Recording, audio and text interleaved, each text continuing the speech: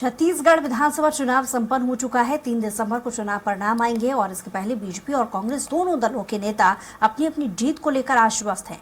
और इसी कड़ी में स्वराज एक्सप्रेस संवाददाता दिलीप साहू ने कोटा विधानसभा क्षेत्र से बीजेपी प्रत्याशी सोयम मुका से खास बातचीत की। सोयम मुका कांग्रेस के कद्दावर मंत्री कवासी लखमा के खिलाफ चुनावी मैदान में हैं। उनका कहना है कि वह शिक्षा, स्वास्थ्य, सड़क जैसे बुनियादी मुद्दों के साथ चुनाव लड़े हैं। लोगों में कांग्रेस सरकार के खिलाफ आक्रोश है। बीजेपी बस्तर समेत छत्तीसगढ़ में बहुमत के साथ सरकार बनाएगी। छत्तीसगढ़ में विधानसभा चुनाव संपन्न हो गया है। भाजपा कांग्रेस दोनों के अपने अपने दावे हैं और इसी कड़ी में हमारे साथ जो कोंटा के प्रत्याशी है, भाजपा के प्रत्याशी सोयम मुक्का जी है, बस्तर के क्षेत्र से आते हैं और इन्होंने इस बार जो मंत्री कवासी लखमा के खिलाफ चुनाव लड़ा है और काफी दावे हैं इनके जीत को लेकर। हम सीधे इनसे चर्चा करेंगे, जानेंगे। पहले तो मुक्का जी, आपका स्वागत है रायपुर में। और मुख्य रूप से जो चीजें रही है इस बार, किन मुद्दों के आधार पर आप लोगों के बीच गए हैं चुनाव में? हम लोग 5 प्रमुख मुद्दे हमारे हैं जिनको हम चुनाव जीतने के बाद प्राथमिकता के आधार पर काम करेंगे। वो है शिक्षा, स्वास्थ्य, कृषि, औद्योगिकरण और पर्यावरण। इन मुद्दों पे हमारा विशेष जोर रहेगा। एक मंत्री है कवासी लखमा, काफी कद्दावर नेता है, उनके खिलाफ अपने चुनाव लड़े हैं। तो एक ये रहता है कि ऐसे बहुत सारे दबाव वाली जो बातें रहती है और उनके ओर से एक आरोप भी लगाया जा रहा है लगातार कि केंद्रीय एजेंसियों का भाजपा ने दुरुपयोग किया। इसको लेकर क्या कहना आपका? ये मंत्री होने ना होने से कोई बहुत ज्यादा फर्क नहीं पड़ता है। चुनाव होता है और जहां तक इन आरोपों का सवाल है तो ये निराधार है। खिसियाए बिल्ली खंबा नोचे, ये वाली कहावत है। देखिए, कोई भी, चाहे वो सीआरपीएफ हो, चाहे जिला पुलिस बल हो, छत्तीसगढ़ पुलिस हो, ये जितने भी पुलिस बल लगते हैं ये सुरक्षा के लिए लगते हैं। चुनाव को शांतिपूर्ण और निष्पक्ष चुनाव कराने के लिए इस प्रकार के फोर्सेस, पैरामिलिट्री फोर्सेस अनिवार्य होता है। उसी का हिस्सा था ये इनका आरोप निराधार है।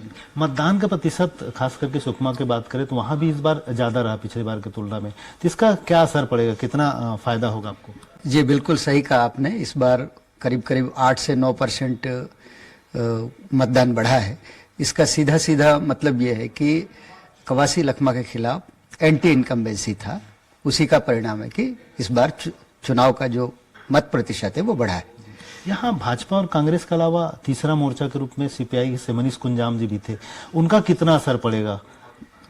अब अभी की स्थिति में तो कुछ कह पाना मुश्किल है।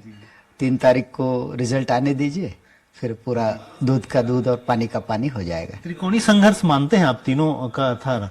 हाँ, पहले कुछ ऐसा ही लग रहा था, लेकिन मेरे को नहीं लगता कि इस प्रकार का कोई संघर्ष की स्थिति है। आप अपनी जीत के लिए कितना आश्वस्त हैं? अब मैं कोई दावा या आपत्ति करने के लिए तो नहीं आया हूं, मगर इतना है कि जिस प्रकार से लोगों का अपार जन समर्थन प्राप्त था, भारतीय जनता के प्रति लोगों का रुझान, और साथ ही साथ जहां भी कवासी लखमा या कांग्रेस के लोग जाते थे उनको खदेड़ने का काम कर रही थी जनता ने, मतदाताओं ने उनको गांव से भगाने का काम किया। और मतदान के बाद में जो रिपोर्टिंग आई, जो सूचनाएं आई, हमारा जो मतदान केंद्र में जो कार्यकर्ता था उनके द्वारा पूरे सकारात्मक पूरी रिपोर्टिंग आई हुई है। जी, दोनों पार्टियों ने घोषणा पत्र में काफी लोग लुभावन बातें कही, आपके ओर से भी कही।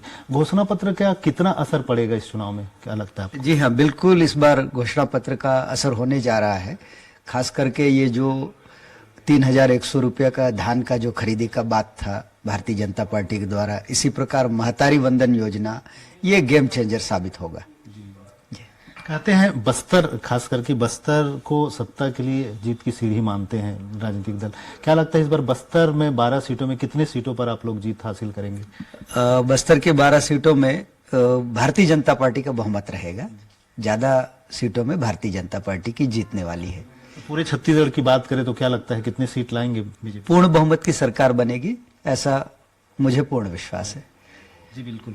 तो ये है स्वयं मुक्का जी, इनका अपूर्ण विश्वास है और इनका एक दावा भी है कि भारतीय जनता पार्टी ने जिस तरह से काम किया है, उनके घोषणा पत्र की बात करें या सभी तरीकों से जिस तरह से जनता के बीच पहुंचे हैं, उससे कहीं न कहीं उसका फायदा मिलेगा और ये पूर्ण बहुमत के साथ सरकार बना रहे हैं। लेकिन अब देखना होगा 3 दिसंबर को ही पता चल पाएगा कि इनके दावों में कितनी दम है, ये तो देखने वाली बात होगी। लेकिन फिलहाल इनका दावा काफी मजबूत नजर आ रहा है।